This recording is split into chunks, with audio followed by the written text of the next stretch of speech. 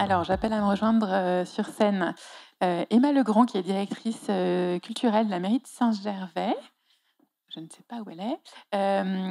Lionel Gruffat du Crédit Agricole des Savoies, qui est directeur du pôle tourisme. Thibaut, qu'on a vu tout à l'heure. Et Mélisse Carcassonne, qui est ingénieure en économie circulaire. Bienvenue à vous. Merci de vous prêter le jeu pour cette nouvelle table ronde, où l'idée, c'est là de parler avec des gens qui ne sont pas d'ici pour essayer d'ouvrir d'autres sujets qu'on n'a pas forcément évoqués ou pas beaucoup et voir comment c'est fait ailleurs.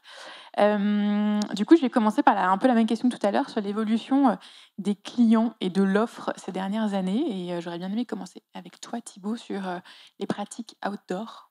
Est-ce que tu peux nous en dire plus? Oui, complètement. Rebonjour, pardon, c'est pas encore le soir. C'est bientôt le repas, courage. Non, oui, sur les pratiques outdoor, effectivement, moi je collabore beaucoup avec l'Outdoor Sports Valley, donc qui est un organisme qui fédère quand même cette industrie outdoor sur le territoire. Savoie, Haute-Savoie, Isère, vraiment Rhône-Alpes en général. Et en fait, le témoignage, et ce qu'on peut voir vraiment évoluer, c'est cette partie explosion des pratiques depuis le Covid, même si c'était un marché en croissance à tous les niveaux depuis pas mal d'années. On a eu un énorme boom. Alors, c'est pas une surprise, hein, je pense que vous devez le vivre ici aussi. On l'a vu sur les stats aussi tout à l'heure. Mais en termes de chiffre d'affaires dans l'industrie outdoor, donc ce qui est distributeur, magasin, marque, tout ça, aujourd'hui, c'est 4 milliards, plus de 4 milliards de chiffre d'affaires sur le territoire, en Rhône-Alpes. Ça ne fait que grandir, donc c'est très positif. Pour le business, pour les gens qui travaillent dans ce domaine-là. Après, il y a aussi l'effet un peu pervers de ça, c'est qu'on a aussi beaucoup plus de monde dehors. Je pense qu'on en a parlé tout à l'heure avec la personne du parc. Il faut canaliser ça, il faut arriver à maîtriser ça. Donc, comment on fait pour qu'il n'y ait pas 100 tentes autour d'un lac pour aller bivouaquer et dégrader le territoire. Donc, il y a un peu ce boom-là post-Covid qu'on observe. Et après, moi, j'observe aussi la tendance des différents sports qui se développent plus que d'autres. Le vélo, on voit beaucoup plus de vélos, notamment l'industrie du vélo est vraiment dans un boom. Le vélo électrique fait que ça marche de mieux en mieux aussi, c'est plus accessible. La randonnée, évidemment, parce que c'est quelque chose de simple. En fait, j'ai l'impression que ce côté micro-aventure que vous avez abordé tout à l'heure aussi avec le Chiloé, c'est quelque chose qui attire beaucoup de gens, beaucoup d'urbains aussi, qui viennent pour faire une petite rando, un petit bivouac, vivre une expérience plutôt que de vivre de la performance. Et ça, c'est une vraie tendance qu'on peut voir ces dernières années. Ouais. Et on aura un atelier aussi là-dessus sur comment est-ce que on organise les flux sur le territoire et on incite à ce que les choses se passent bien ou mieux. Je me tourne vers Emma. Merci d'avoir fait tous ces kilomètres depuis Saint-Gervais. On a parlé sport et l'idée, c'est de parler de culture et voir avec vous déjà le périmètre, qu'est-ce qu'on entend par culture ou patrimoine à Saint-Gervais, qu'est-ce qu'il y a comme offre et puis du coup, est-ce que c'est quel type de clientèle en fait viennent? On pourrait penser qu'ils viennent pour le ski, mais pas que. Oui, alors bonjour à toutes et à tous. Alors la culture à Saint-Gervais, ça regroupe énormément de choses. C'est à la fois du patrimoine qui est inhérent. On a la chance d'avoir un patrimoine riche, historique, architectural, qui est lié à la pratique de la montagne, mais aussi aux pratiques agricoles plus anciennes. Et puis, il y a tout un volet culturel, action culturelle auprès des publics, avec développement d'une programmation de spectacles, d'événementiels, bien sûr, avec l'Office de tourisme et d'expositions. Nous, on a la particularité d'avoir des musées à Saint-Gervais. On a 3 musées, un centre d'art, une programmation qui est annuelle, pas uniquement tournée vers les saisons touristiques, mais qui se développe toute l'année. Et c'est aussi un enjeu, je dirais, dans la politique culturelle qui est menée, d'offrir cet accès à la culture au plus grand nombre, que ce soit pour le public local, le public touristique, les plus jeunes, les moins jeunes. Et ça fait partie de la volonté de diversifier en fait les actions de Saint-Gervais pour le développement du village, de la station, de la destination touristique dont vous avez parlé ce matin. Donc c'est une vraie volonté politique depuis 2001, je crois, de pousser en fait le domaine de la culture et qui commence à anticiper un peu l'avenir et peut-être un peu moins de séjours monoski et plus variés. Oui, alors c'est un enjeu qui est mis en place depuis on va dire que l'équipe municipale actuelle est présente, donc avec le maire Jean-Marc Péex qui est élu depuis 2001. Ça a été tout d'abord par la création d'un service culturel municipal, ce qui n'est pas anodin non plus, qui est une vraie volonté d'avoir une équipe qui travaille au quotidien pour valoriser ces actions culturelles, ces actions patrimoniales au niveau local, avec la coordination avec les partenaires, les associations de patrimoine, la communauté de communes. On vient d'être labellisé Pays d'art et d'histoire également. Donc il y a une volonté d'avoir des équipes sur place, sur le terrain, qui travaillent toute l'année, en partenariat aussi avec l'Office de tourisme pour la communication, le développement événementiel. Et ça a débuté aussi par la restauration du patrimoine. On va dire que ça commence par là, et ensuite ça s'est développé avec des actions culturelles plus ponctuelles et annuelles aujourd'hui. Et on pouvait voir cette image justement que, entre guillemets, de patrimoine, soit religieux ou enfin, historique, on va dire. Mais vous avez aussi travaillé le volet street art pour qu'il y ait une espèce de rencontre qui soit provoquée entre les visiteurs, mais je crois dès la gare d'arrivée ou de téléphérique, avec l'art, une forme d'art qui est peut-être plus moderne et qui leur parle aussi. C'est pour attirer aussi d'autres publics? Oui, alors en fait, c'est une volonté vraiment politique de penser aussi le patrimoine de demain finalement, et de pas... Alors, sauvegarder, préserver, conserver le patrimoine historique, bien sûr, parce que ça fait l'identité d'un territoire, ça fait la particularité d'un village, d'une station, d'un territoire plus global, comme ici avec le patrimoine d'art baroque. On a travaillé ensemble sur des projets avec la FACIM. Mais une volonté aussi de penser un patrimoine plus jeune, et aussi de donner un accès direct à la culture, donc via le street art, qui est aussi un moyen populaire d'accéder à la culture, donc en invitant des artistes du street art à faire des interventions dans l'espace public. Alors ça s'est décliné sur plusieurs phases. Ça a commencé en 2017 avec le décor de tout un parking souterrain par 11 artistes venus du street art, et ça s'est développé petit à petit dans la ville. Et donc on a des actions, des œuvres dans l'espace public, sur les passages piétons, sur certains murs de façades privées ou publiques, ou encore dans les parkings souterrains, dans les remontées mécaniques. Et tout ça se dissémine un peu dans le village. L'idée, c'est aussi pour chacun, pour les habitants, pour les touristes, d'avoir accès à l'art comme ça, de façon sans y avoir fait la démarche forcément, mais c'est un premier pas vers la culture. En tout cas, c'est ce qu'on développe à Saint-Gervais. Donc ils viennent peut-être pour le ski, mais vous provoquez une étincelle, une rencontre, et puis derrière, ils s'intéressent à toute la profondeur de l'offre culturelle que vous avez.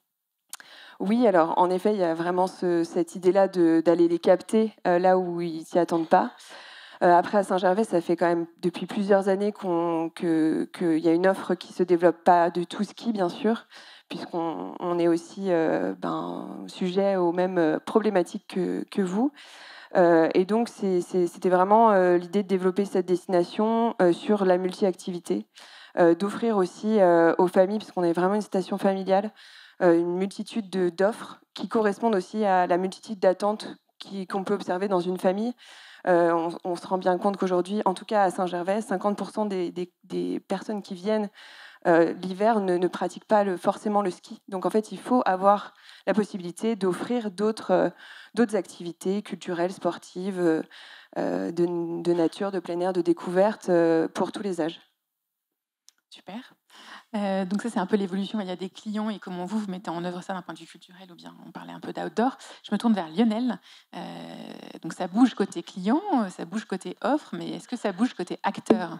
Toi, en tant que banquier, je sais pas si on peut dire ça, quelle est ta vision des choses au Crédit Agricole des Savoies? Bonjour à tous. Ce qu'on observe, nous, modeste banque coopérative locale des Deux-Savoies avec 700 000 clients, c'est que le terreau et ce qu'on fait aujourd'hui ici avec l'intervention qu'a fait Thibaut tout à l'heure, de prise de conscience, de partager les messages, ça évolue. On l'a même fait nous en interne il n'y a pas si longtemps que ça. Ça fait 4-5 ans maintenant qu'on favorise la prise de conscience avec nos collaborateurs. Et on voit que là où on se déplace, il reste des climato-sceptiques, mais il y en a de moins en moins. C'est-à-dire que ce sujet climat, il est de plus en plus partagé. Et le sujet social, on a parlé du logement tout à l'heure, là, chacun le vit au quotidien, que ce soit en zone de montagne ou en zone frontalière avec la pression de la Suisse. Donc ça, on a la problématique criante qui était évoquée tout à l'heure. Il n'y a pas toujours la solution miracle, mais en tout cas, le constat est là, et en tout cas, les agents économiques l'ont bien compris, intégré. La question, c'est quel plan d'action ? Et du coup, vous, qu'est-ce que vous faites par rapport à ça? J'avais cru comprendre qu'il y avait une stratégie des futurs désirables. Est-ce que vous pouvez nous en dire un peu plus sur en quoi ça vous concerne, vous, et qu'est-ce que vous mettez en œuvre aussi pour les acteurs? Alors, il y a des choses qu'on faisait historiquement, comme accompagner les domaines de remontée mécanique, les premières initiatives de diversification. Yves en parlait tout à l'heure, ça fait des années que ça existe. Donc, on était là, c'est-à-dire qu'il n'y a pas d'un seul coup eu un virage. Par contre, il y a d'autres choses aussi sur le tourisme qu'on fait depuis très longtemps. On parlait de l'agriculture tout à l'heure, on soutient Bienvenue à la ferme pour aider les exploitants qui le souhaitent à accueillir du monde dans leurs exploitations avec la bonne méthode, les bons codes et le faire savoir. Donc c'est super qu'au niveau de Haute-Moyenne-Vanoise, ce lien avec la profession agricole existe. Par contre, on se disait, est-ce que c'est suffisant? Et finalement, il y a quelques années, on a créé une réflexion avec les socio-professionnels, dont certains sont peut-être dans la salle, pour aller plus loin et ne pas avoir que le prisme historique de la banque, qui est le prisme économique, mais bien intégrer des éléments autour de l'humain et de la planète, les deux piliers. Donc on peut le traduire social, environnement. Nous, on a dit humain et planète pour pas faire comme tout le monde, mais les trois piliers en fait historiquement du développement durable, mais surtout intégrer des questions et des échanges avec nos clients sur les autres dimensions que la dimension économique dès le projet, ou même en amont du projet pour qu'ils puissent ajuster leur projet autour des composantes sociales, c'est-à-dire qu'est-ce qu'ils vont faire pour les habitants ou comment ils intègrent leurs saisonniers dans le projet. Est-ce que c'est super de faire un nouvel hôtel, mais est-ce qu'il va y avoir du monde qui va pouvoir y travailler? Et est-ce que l'hôtel va pouvoir tourner et avoir suffisamment de personnel pour fonctionner pendant les années qui suivent son lancement, qui sont cruciales au niveau économique? Et sur le volet environnemental, on a réfléchi aussi et on a sorti des indicateurs. Donc la démarche qui reprend ces trois piliers, c'est l'Observatoire du tourisme qu'on a créé maintenant il y a 2 ans avec G2A Consulting. J'ai vu que Haute-Maurienne-Vanoise était aussi friand des chiffres de G2A, qui est, comme vous le savez, un cabinet qui calcule et qui donne beaucoup d'informations sur le tourisme. Nous, on a voulu compléter avec des informations bancaires. Je vous rassure, on n'a pas dit qui payait quoi où, mais en tout cas, on a agrégé des données qui nous permettent de mesurer la dynamique d'un territoire sous le volet économique, mais aussi sous les autres piliers. Et c'était ça la dynamique et la réflexion qu'on avait autour de cet observatoire. Pourquoi on a fait ça? Parce qu'on se dit, si nous, on voit passer et on a quelques infos, c'est super. Par contre, si vous, qui pouvez vous en servir, vous en tirer des éléments dans vos propres réflexions, vous n'avez pas cette information, eh ben, ça ne sert à rien. Donc l'observatoire, il est fait pour les territoires. Alors parfois, on a une donnée qui est bidépartementale, qui est un peu large, mais il est fait pour que vous puissiez vous en servir. Et demain, on travaillera avec plaisir sur les nouveaux indicateurs extra-financiers de l'Observatoire du tourisme local. Et on mettra le QR code de l'observatoire si jamais ça vous intéresse, plutôt en retour de déjeuner. Mais du coup, une dernière question. On a ces indicateurs extra-financiers, il y a cette volonté de dialogue avec les porteurs de projets. Mais du coup, jusqu'où vous allez aller? Est-ce que ça veut dire qu'un jour, vous vous direz: «Ah, les indicateurs, c'est pas bon, là, je t'accompagne pas» ou «Je te fais un taux un peu plus élevé parce que c'est quand même pas terrible ton projet»? Est-ce que vous allez jusque-là ou pas? Thibaut parlait de la réglementation qui va arriver. Là, on est en avance de phase de ces futures contraintes. Nous, côté bancaire, on n'a pas de contraintes aujourd'hui sur l'extra-financier pour l'instant.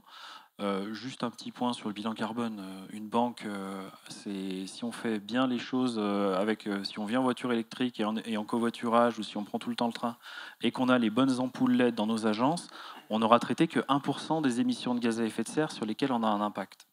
Enfin, sur lesquelles on a avec lesquelles on a un lien, puisque 99% c'est le scope 3, donc ce sont les émissions carbone de tous nos clients, donc des deux Savoie. Ça veut donc dire, à terme, si on veut pouvoir aller et remplir les objectifs d'atténuation du risque climatique, il faudrait qu'on bouge avec vous, en fait, qu'on vous aide à réduire les émissions de gaz à effet de serre et celles de tout le territoire. Donc, on n'a pas dit encore qu'on allait dire ce projet, il n'est pas suffisamment social ou il n'est pas suffisamment vert, sauf sur quelques points particuliers sur lesquels on a dit ça, on ne le fera plus. Je vous donne un exemple. J'ai parlé tout à l'heure du logement de saisonniers. Un restaurateur ou un socio-professionnel qui ne prévoit pas dès le départ de loger ou d'une solution qui n'a pas de réponse à cette question, potentiellement, on pourrait ne pas le financer dès l'année 2025. Sur le volet environnement, il y a des choses qu'on ne fera plus. Alors, Yves Dimier le connaît, mais les retenues collinaires mono-usage, ça fait partie des engagements de Domaine Skiable de France. C'est des choses qu'on ne financera pas au Crédit Agricole des Savoies.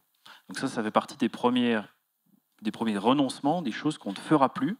Et bien sûr, on avancera avec vous pour pas qu'on soit en rupture aussi avec le marché. L'objectif, c'est pas de casser et dire tout ce qui se faisait avant, ça ne va pas, c'est de travailler ensemble à comment transformer le modèle existant. Transition parfaite. En fait, je vais tricher par rapport à l'ordre que j'avais dit. Je vais donner la parole à Mélisse sur la transition des modèles. Mélisse, tu es notre experte économie circulaire. Et du coup, j'aimerais bien que tu nous en parles un peu. Ça peut paraître un petit peu abstrait pour certains. Et puis Thibaut t'interviendra plus en illustration, je pense, sur ce qui peut être fait par les marques d'outdoor. Du coup, c'est quoi l'économie circulaire et comment est-ce que ça peut être le modèle de demain ou pas? Bonjour à toutes et à tous. Peut-être déjà pour savoir justement si ça vous parle ou pas. Est-ce que si je vous demande de lever la main à ceux qui connaissent vraiment de nom, de surface l'économie circulaire, est-ce que vous pouvez lever la main?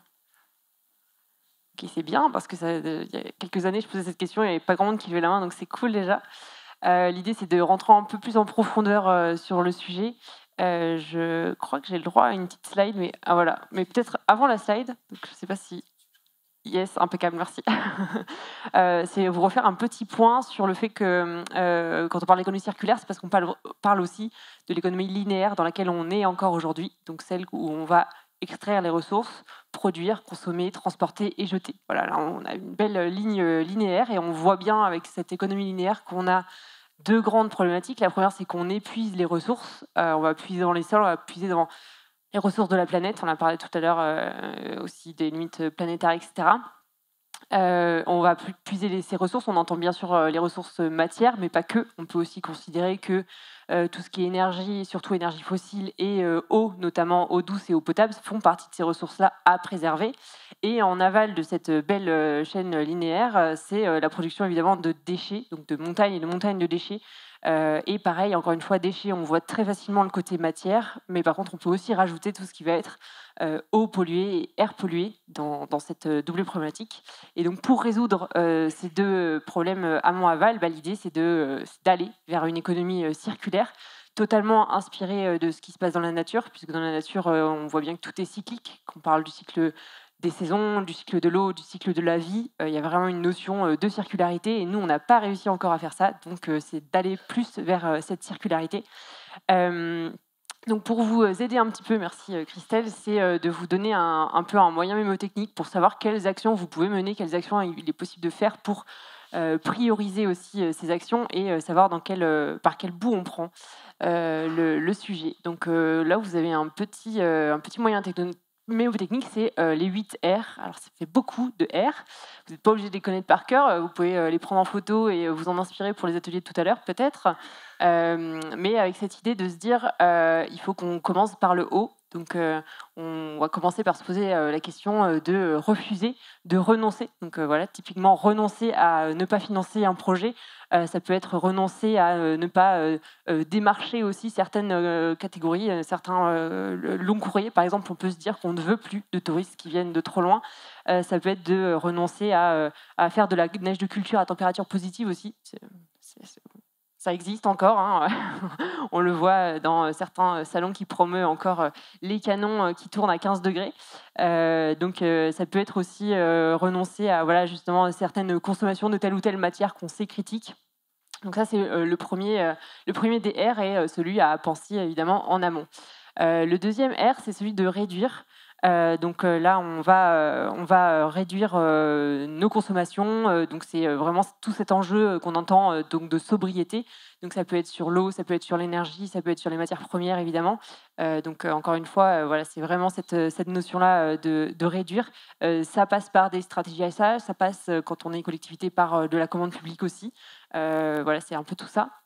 Le troisième R qui est de repenser. Donc là, attention, comme on est dans un changement de paradigme, c'est hop là, on va basculer sur de nouveaux modèles. Donc là encore, ça peut être, peut-être que Thibaut complétera, mais sur de l'éco-conception, par exemple, dans l'outdoor. Donc je pense que, je ne sais pas si tu veux même en parler maintenant, mais Faites-le de vous, allez-y. Je sais pas si j'ai le droit.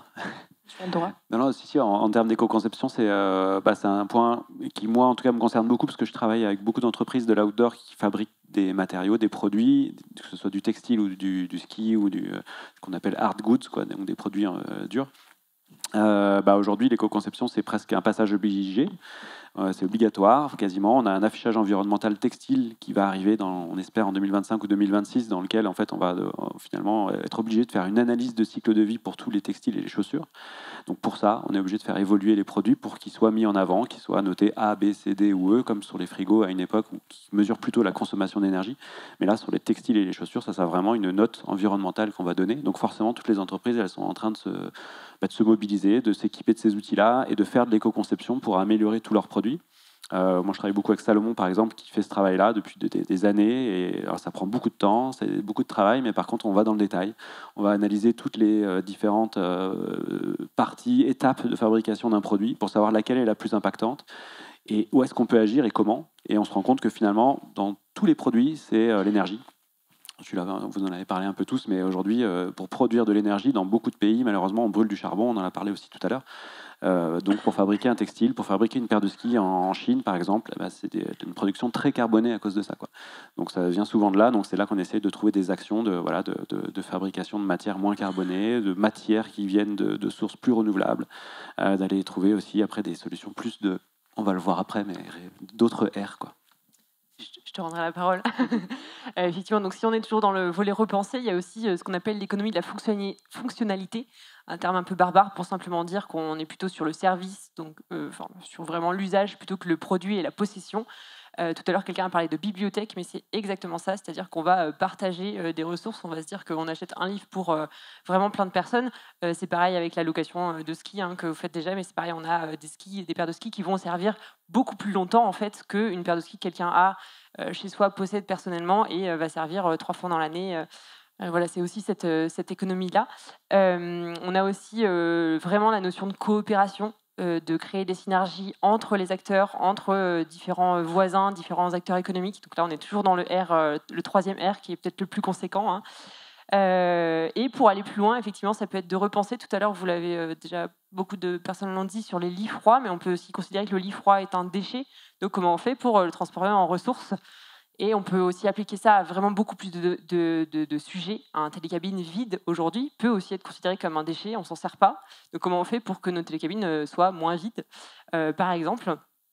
Je vais passer sur le 4e R, qui est celui du réemploi, qui vous parle peut-être beaucoup plus, parce que là, on peut réemployer des skis, c'est facile, des bourses au ski, par exemple, tout ce qui va être seconde main, ressourcerie, recyclerie, etc.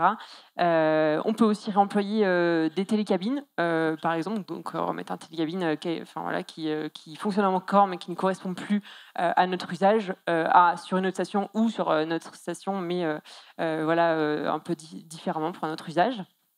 On peut évidemment, 5e R, réparer. Donc là, il y a eu une petite dégradation, mais on va quand même s'en servir pour le même usage. Donc réparer ses vestes de ski, on va réparer ses skis aussi, tout simplement. On peut aussi faire ce qu'on appelle du rétrofit. Donc là, on peut rétrofiter des bornes de ski qui sont plus adaptées au mécanisme que vous avez aujourd'hui, que vous aviez hier, mais simplement en rajoutant quelque chose un peu électronique qui permet d'être adapté à votre nouvel usage dans la station. Il peut y avoir ce genre de rétrofit-là.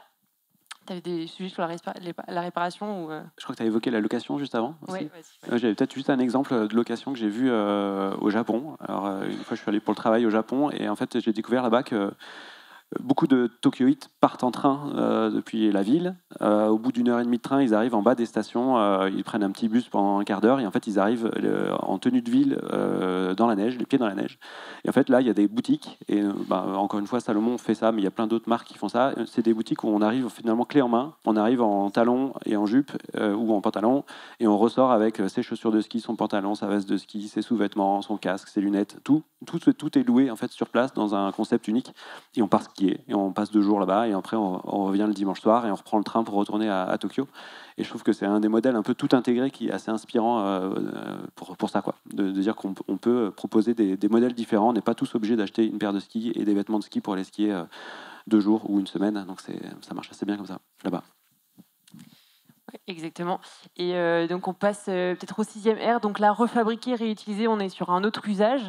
Alors là, on va être sur, je ne sais pas si vous avez déjà entendu parler de Alltracks, donc qui reprennent des dameuses pour les faire devenir des engins agricoles.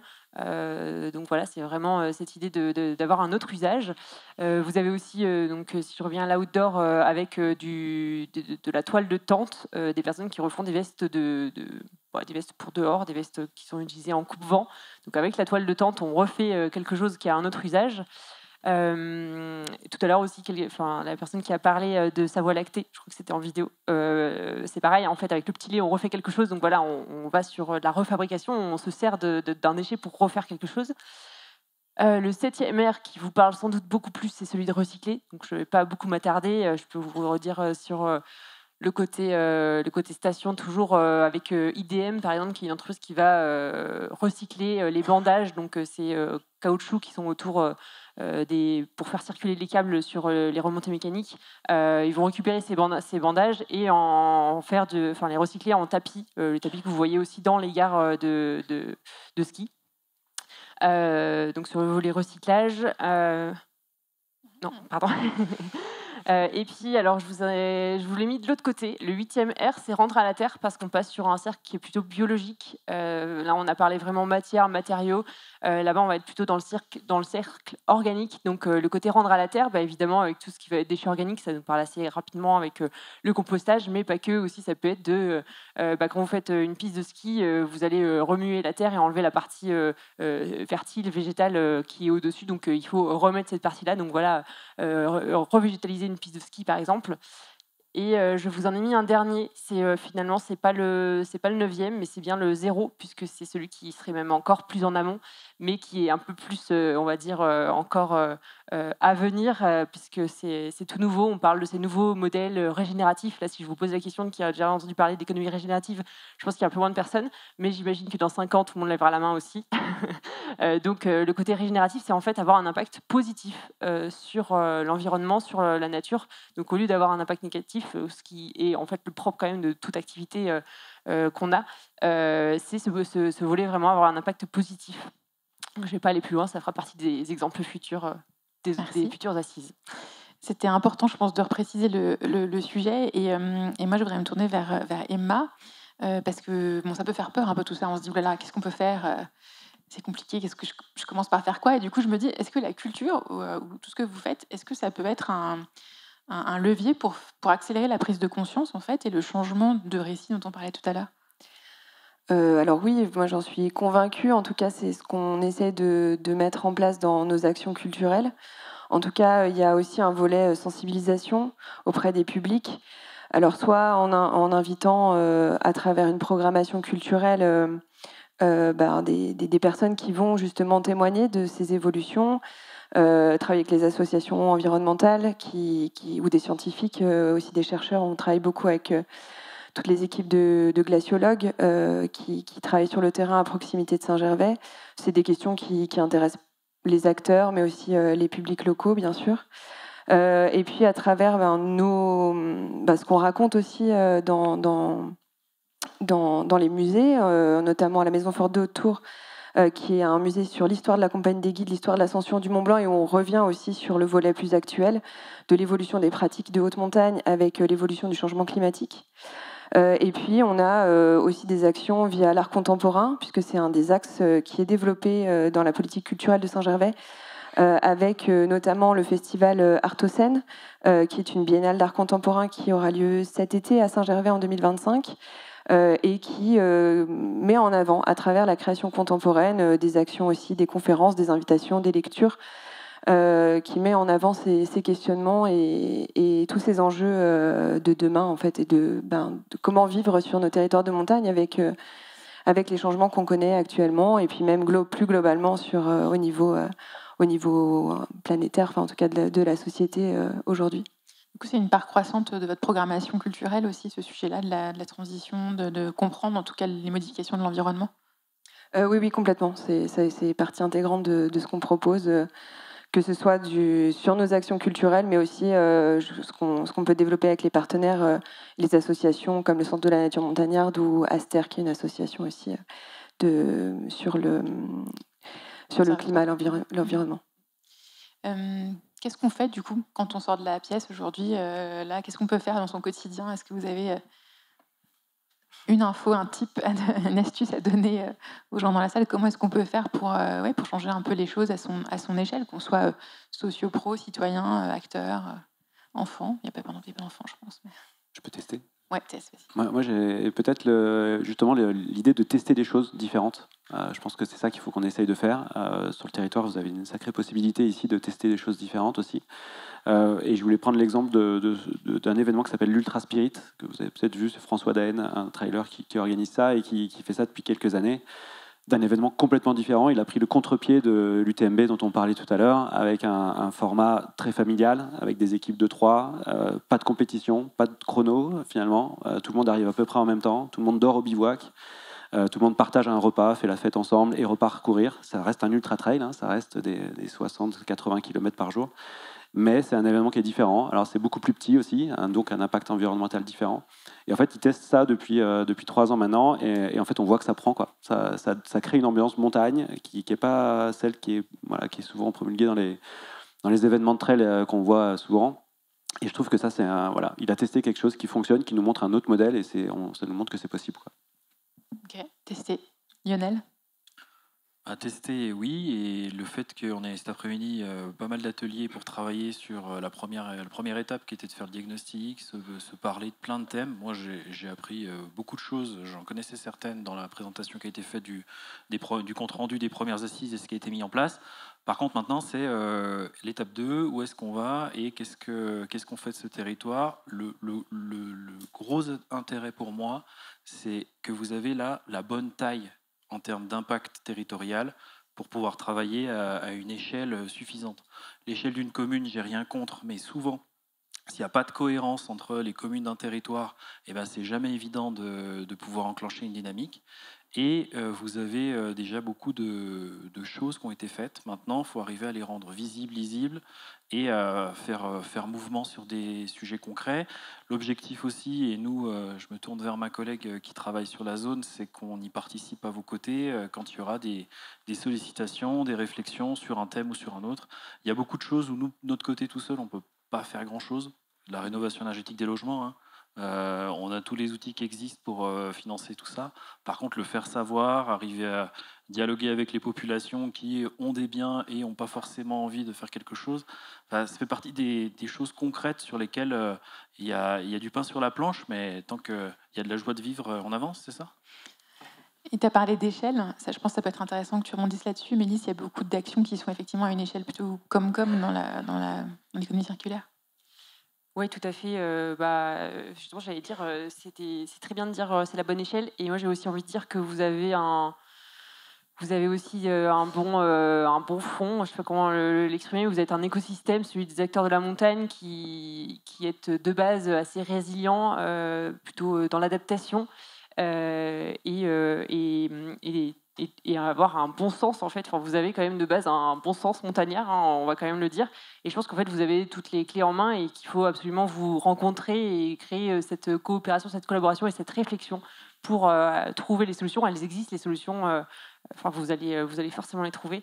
En fait, vous pouvez justement aller aussi les chercher, si on parle d'échelle et de dézoomer, aller les chercher sur d'autres territoires qui les ont mis en place ou à d'autres échelles, aller vous inspirer et vous avez toutes les cartes en main pour mettre en place ces solutions.